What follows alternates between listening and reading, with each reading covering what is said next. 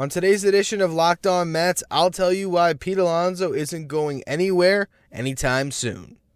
You are Locked On Mets, your daily New York Mets podcast. Part of the Locked On Podcast Network, your team every day.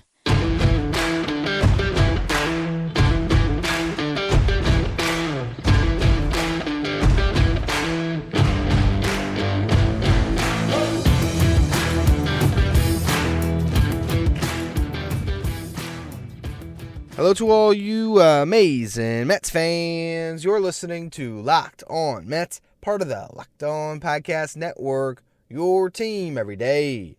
Thank you for making Locked On Mets your first listen every day. Locked On Mets, free and available on all platforms, including YouTube. On the show today, David Stearns met with the media at the GM meeting, so a lot of interesting stuff to pull from there. In the first segment, I want to talk about what he said about Pete Alonso next season, and I also want to touch on a reporter who made a claim that it was a 50% chance that he was getting traded with absolutely no evidence behind it, so I want to get into that a little bit. Then in the second segment, Scott Boras did his own little bit of speaking to the media about Alonso, so we'll touch on that, what an extension possibility is this offseason. Then in the final segment, David Peterson out for 6 to 7 months, how the Mets handle losing him, and just their overall starter depth. We'll get to all of it. Before we do, I'm your host, Ryan Finkelstein. If you want to find any of my work, follow me on X, Finkelstein Ryan. You can also find some of my writing at justbaseball.com, where I work as the managing editor.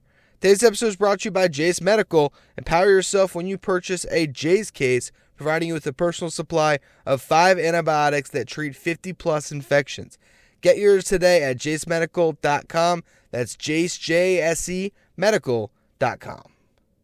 All right, so I just have to open up the show today with something that fired me up this morning. If you were following me on X or on Twitter, whatever you want to call it these days, I tweeted a little thread out about this one because I wake up this morning and the first thing I see is John Paul Morosi on, I guess, some MLB Network show where he makes a claim that there's a 50% chance that Alonso is getting traded. And here's his evidence for it. Alonso is going to be a free agent. That's it. No sourcing. No. Remember, he gets brought onto MLB Network as an MLB insider. And the MLB insider is making the claim that there's a 50% chance that Pete Alonso gets traded. And the two teams that are going to trade for Pete Alonso, the Seattle Mariners and the Toronto Blue Jays. Those are the two teams that he mentioned in this. I guess he wouldn't call it a report. He'd probably call it a TV hit where he's trying to drum up some attention. And that's exactly what he's doing. It's just that. And it's so annoying to me. Maybe it's just because I'm a guy that has been covering this team every day for now. We're going into my 6th season. Coming up on 5 full calendar years of doing this thing, where I'm following every single tidbit. I don't expect John Paul Morosi to be as plugged into the New York Mets as someone who's watching, digesting every single possible thing on the team all the time. He's not a Mets reporter. But before you go on TV and make a claim, take half a second to follow your thoughts to conclusion on something. That's what rubs me the wrong way, because let's think about why the Mets would trade Pete Alonso. His thing, all right, going to be a free agent. Okay.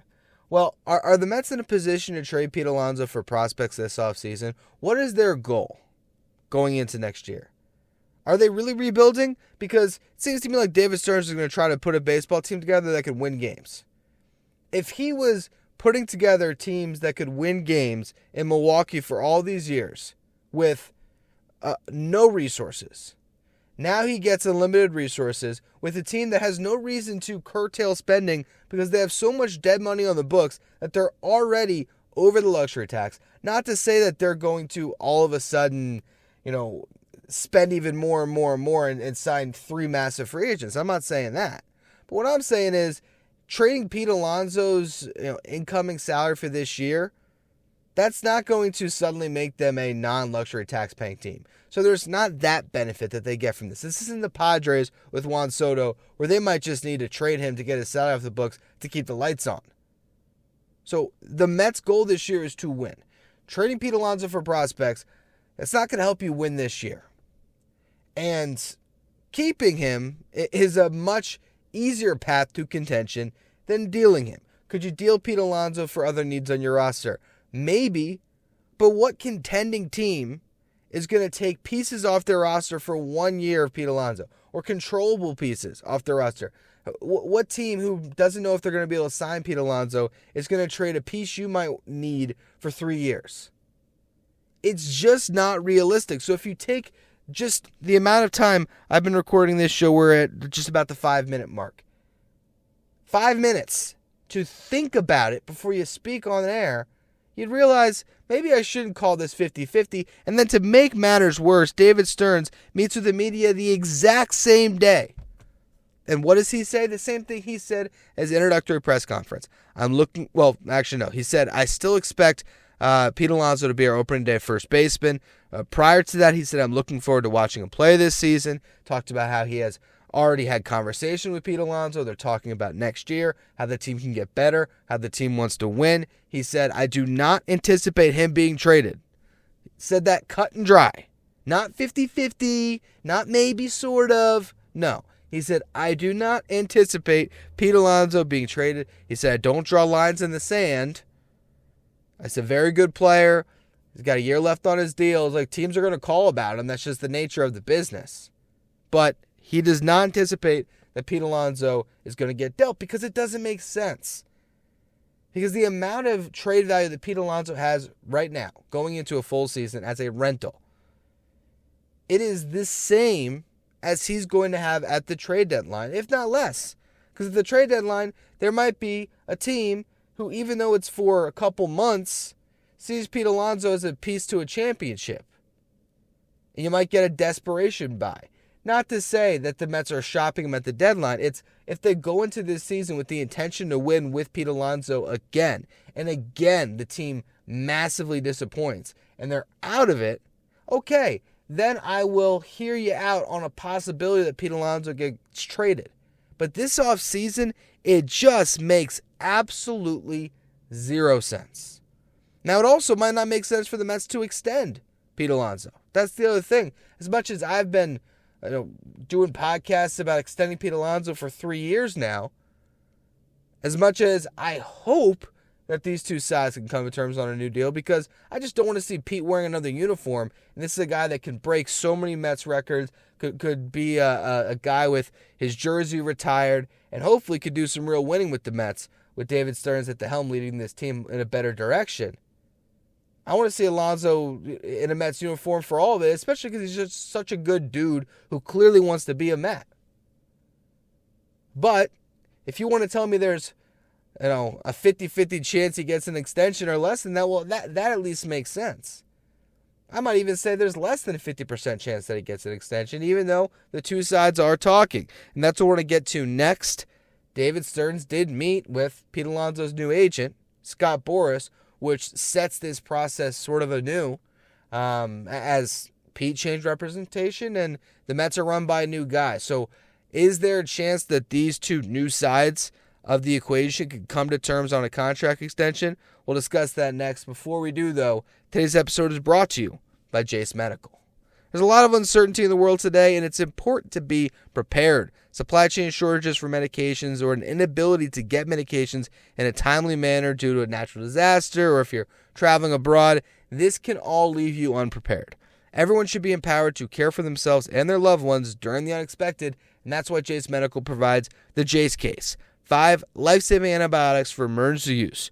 Jace handles everything from online evaluation to licensed pharmacy medication delivery and ongoing consultation and care.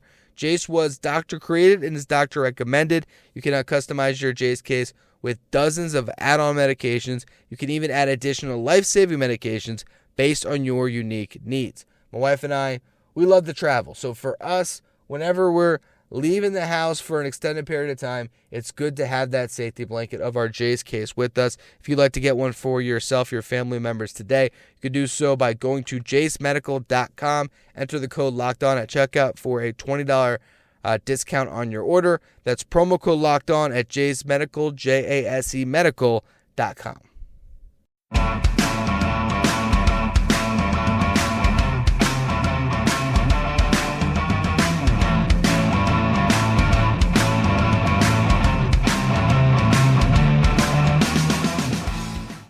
hot stove is starting to heat up. If you want to be plugged into all of the latest, make sure you become a Locked On Mets insider. This is a texting service where you can get updates on the team, on the show. You can also communicate with me one-on-one, send me any questions you have, any comments on the shows, whatever it is. You can find me there. You can look in the episode description to find the link to subscribe, or go to subtext.com/LockedOnMets. Become a Locked On Mets insider today. All right, so Scott Boras made his State of the Union address to the media, where he pulls out a lot of puns and he has a lot of fun, and he's his colorful super agent-y self. And he had this amazing quote today that made the rounds. Quote, Stearns certainly views Pete as a core part of their team, and we just kind of let him know when it comes to the polar bear, we're not in contract hibernation. Boras said, we're open to listening. Pete has directed me to listen to what they have to say, and we'll go from there. Now, this is a very important distinction that Scott Boras made, and it's one that I think gets lost in the shuffle sometimes. Yes, Scott Boras is going to push his clients to free agency. Why? Typically, if a player, particularly one of Pete Alonso's caliber, gets to the open market and you can have multiple teams bidding on their services, the price tag can go up. That's how they get the most money possible. With that said, Scott Boras works for Pete Alonso. I know at times with Scott Boras, it feels like his clients are working for him. That's still not how the agent-client relationship works. Pete Alonso hired Scott Boras. Okay? He hired Scott Boras to represent him. He is going to accomplish what Pete Alonso sets out for his agent to do for him. That is the player-agent relationship. Okay? And Pete Alonso wants to be a Met. So because Pete Alonso wants to be a Met, there is a chance that a contract could be negotiated this offseason. But here's where Scott Boras comes into play.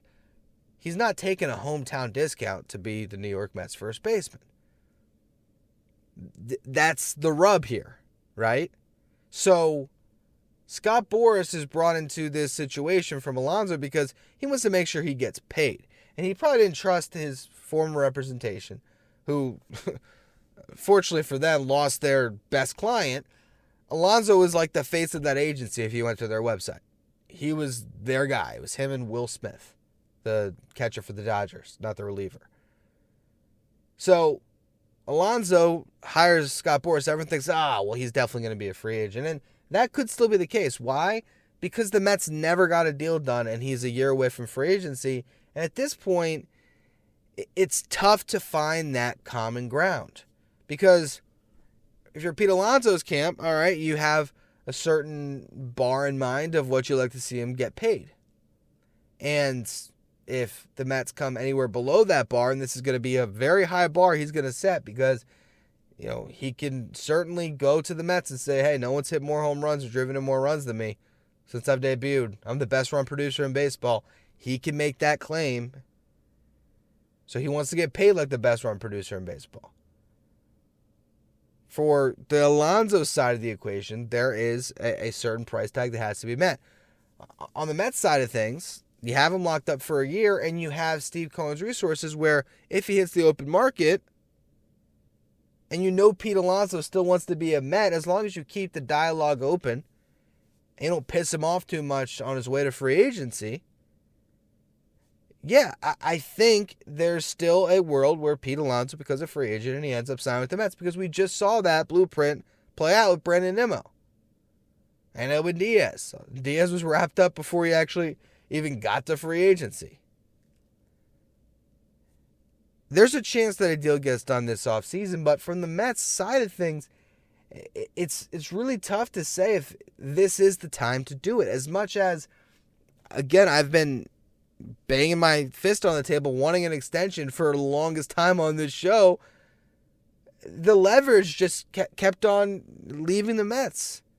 They don't have years of arbitration in their pocket to try to get a better deal. If you pay him, you're just basically paying him. I don't think that if you pay him now, you're going to pay him significantly less than you would pay him next year. And I don't know if you let him get free agency, it's going to cost significantly more. The Yankees made that bet on Aaron Judge, and it blew up in their face. But guess what? They got contract year Aaron Judge with over 60 home runs. I don't think it's the worst thing in the world if you have contract year Pete Alonso. So the way I looked at it, in some respects, it's a win-win situation for the Mets right now. On one hand, you get a deal done, you extend him to a number you're comfortable with, and all right, he's your first baseman. You don't have to worry about that. The story goes away. People like John Paul Morosi can shut up, and all right, you're good. On the other side of the coin, you don't get a deal done. You still know that you could sign him in free agency, but you have Pete Alonso playing for generations of Alonsos in that contract. That's not the worst scenario. The bottom line to me through all this is, at this current juncture, Mets fans don't have to worry about Pete Alonso leaving. Okay?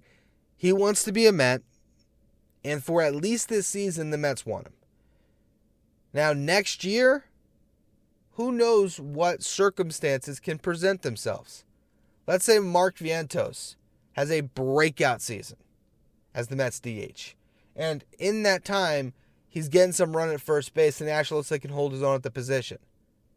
Well, now the conversation changed a little bit. The context of it. Does that mean that those two guys can't coexist on a roster? Not necessarily. You still have a DH spot open. But, okay, what happens if the Mets trade for Juan Soto this offseason, and he looks horrible in the outfield again, but they extended him, so you need a DH spot to be able to plug Soto in for years to come. Well, now you can't keep both those guys on the roster, so then what happens?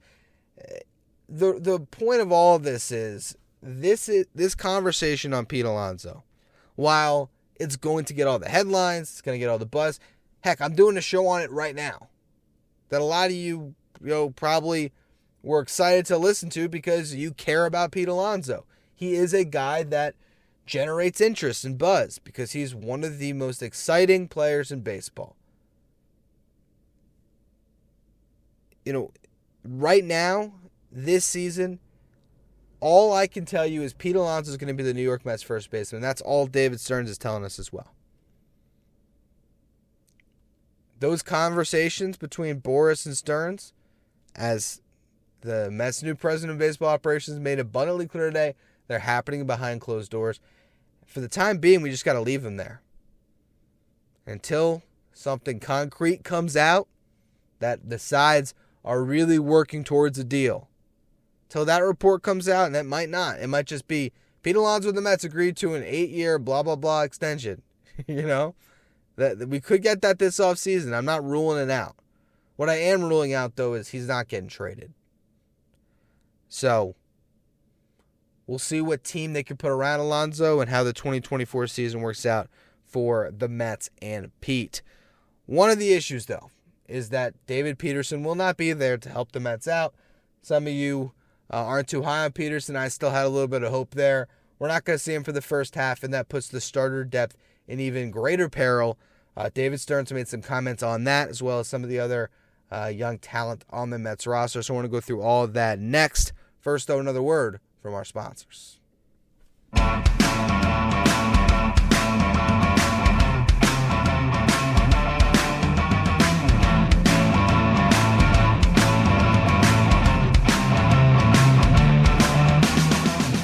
New York Mets will not have David Peterson's services for the first half of the season. He got surgery on a hip injury that apparently has been plaguing him for some time. That's according to David Stearns when he met with the media at the GM meetings, saying that this was something that has bothered him throughout his career, was an issue this season, and lingered into the offseason more than he expected. So they had to go under the knife to clean it up. And it's a recovery time of 6 to 7 months. So you do the math, we're in November to December, December to January, January to February, February to March, March to April, April to May, May to June. You rehab, you get back. Yeah, July is probably the best possible outcome. You see Peterson by the All-Star break, maybe, if everything breaks right. And then you don't know where the team's at that point. You don't know if there's a 5 or a 6-man rotation that has gelled through the first half where Peterson's not going to be able to crack it. He's all of a sudden trying to pitch out of the bullpen. You don't know if they're in desperate need of a David Peterson to give that rotation more depth, if there's some pitchers that are struggling. Right now, though, all you know is you don't have his services. And while he had a bad season this year, there's no sugarcoating it, the guy did show some stuff down the stretch. And if you look at the depth options, Peterson, Tyler McGill, Joey Lucchesi, Jose Butto, the guy that has the best season out of all of them in their careers up to this point is David Peterson in 2022. He was really good. The guy who strikes out more batters than any of those guys is David Peterson. The guy who has just the best pure stuff is David Peterson. The guy that I could actually see putting it all together in a rotation, and I've been loud wrong on him ever since I proclaimed him to be a guy that had number 3 starter upside going into last year. I had so much egg on my face on that one, but I can't quit him because he'll have these starts where that slider looks amazing. He's locating the fastball. He's not walking the world, and he actually looks like a really good starting pitcher. To lose him from your depth, that hurts. I'm not saying that the Mets all of a sudden have lost their chance to be a wild card contender, to contend in the division, or the playoff hopes evaporated on November 9th because David Peterson had hip surgery. It's not the case at all. I'm just not minimizing and saying, oh, it doesn't matter. It does. He's good depth. And David Stearns talked about depth to the media today. And he made what we all know is true, known to the media, that the Mets are going to need 8 to 10 starting pitchers to get through a season. That's just how it works. That's how these guys plan. He talked about the roster in general. Somebody asked him about Starling Marte. And he said, you have a guy who's coming off a season where he was really injured. There was nagging injuries that really affected his performance. And you have to, built in some insurance on your roster to, be able to deal with that with the upcoming season, not knowing what you're going to get. It's important to have that depth across the board. As it relates to the starting rotation, that depth is very important. How do you get to 8 to 10 guys? An interesting part of what he said as well was that he is not projecting to go into the season counting the AA arms that the Mets have, which, remember, there's a lot. Okay, you at the end of the season, you had Christian Scott, you had Dominic Hamill, you had Blade Tidwell, you had Tyler Stewart, you had Joander Suarez. These guys all were showing some really good stuff in that level. You can't count on them, though, as starter depth. They're not going to be included in that 8 to 10 mix. Mike Vassell, he said guys that are newly at AAA. That would include a guy like Mike Vassell. So to get to 8 to 10, now you lose one. Okay, so you have Jose Quintana as your only dependable middle-of-the-rotation arm. You have Kodai Senga as your only frontline starter. And then you have Lucchesi, Butto, and McGill as depth. And Stearns did mention those guys. So, maybe those guys are 8, 9, 10 on the depth chart. Peterson was maybe 7. Before you had to figure out, really a number 2, but theoretically number 3, 4, 5, and 6. Now, how do you go about that? And again, I think Quintana's probably a 3 or a 4. So it's, can you find a 2 and a 3? Can you find 3 3s? Can you find 3 and 2 4s? That's the goal of the offseason. And Stearns even said when someone asked him about the frontline starters that he said it's always good to have horses at the top of your rotation, but that's not the only way to build out a roster. One of the things that I thought was really fascinating about his comments was he mentioned having to be so creative with the Brewers. Can you imagine the difference between being the president of the Brewers and the president of the Mets? But the Brewers, it's like you have to look under every nook and cranny, you have to look at every possible way to get your advantage, to find talent.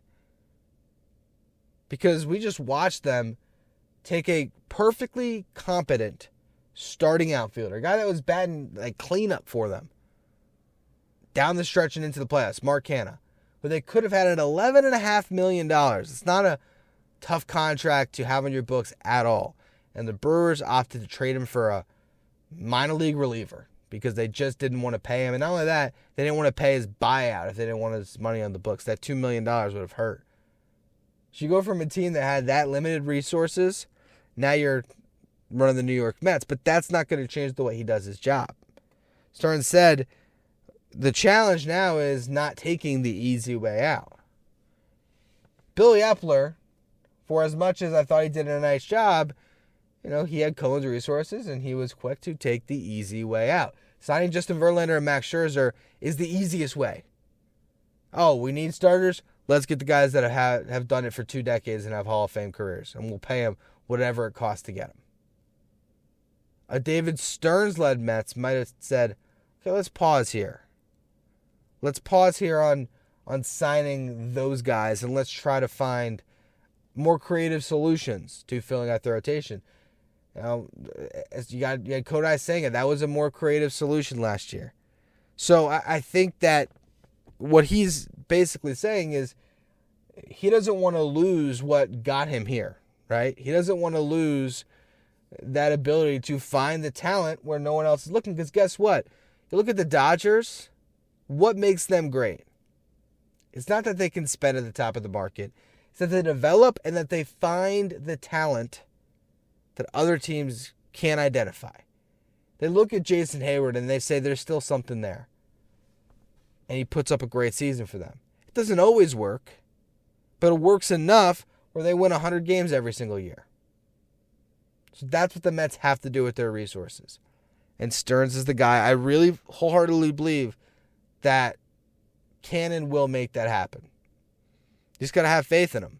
And speaking of Stearns, I got to say, this dude seems to be just having a blast. Like, you're watching somebody, have their dream job at the highest level of his profession, the biggest stage. I don't know if maybe it's just the way this guy talks, but when the media is speaking to him, he's always got a smile on his face. Like, they ask him about Scott Boras. Hey, conversations with Boras, man. I can't speak as eloquently as he can, but they're always fun. Like, he just has this aura about him that it's like, hey, we're in the toy department. We're having fun. We're playing a kid's game, and we are deciding how to play that kid's game, and that level of just enjoyment that he's bringing to this, I gotta imagine that's rubbing off on the rest of the front office. Like, hey, we get to build a baseball team with Steve Cohen's resources. Let's go out and do it. And I really think that that's going to carry over in a lot of different ways. Last couple notes from the meeting with the media today. He was asked about Brett Baty and Ronnie Mauricio, and he did sort of concede that the Mets needed more out of them defensively at third base, which particularly is a shot at Baty because Mauricio did get a lot of opportunities. But he just said, we're going to need more from that position defensively. And those guys, he also had the skill set to do it, and he basically all but put cold water on either of them making that switch out to the outfield right now, saying they're talented infielders. You want to keep them on the dirt if you can. So he sees both of them as potential third basemen. He said that Mauricio has the skill set to be able to play third, but he still needs more reps. So we'll just wait and see. But I think with those two guys in particular, there's enough there where the Mets probably aren't going to get a third baseman this offseason. I think that they look at this as, all right, they got two really talented dudes who can go into the next season competing for that job. And if both of them are great, well, you slide Mauricio back to second, you move Jeff McNeil into the outfield, and good problems to have all around because injuries are going to happen, and that's just good high-end depth for you. He also did touch on Mark Vientos, and he said he's a bat-first player, but he said that bat is a real carrying tool that could keep him in the big leagues. So to me, it seems like he is high on those guys. He was asked about the farm system. He named Jet Williams in particular as a reason why the farm system's in a better place. He said they had a good draft. Obviously, the trades that they made. He said some of the growth of the prospects that were in the system. And then he mentioned Jet Williams' name. I'm sure if asked about the pitchers, he probably would have mentioned Christian Scott's name. That puts the farm system in a better place. Look, hearing Stearns talk, going through this part of the offseason, this is where things just start to get good.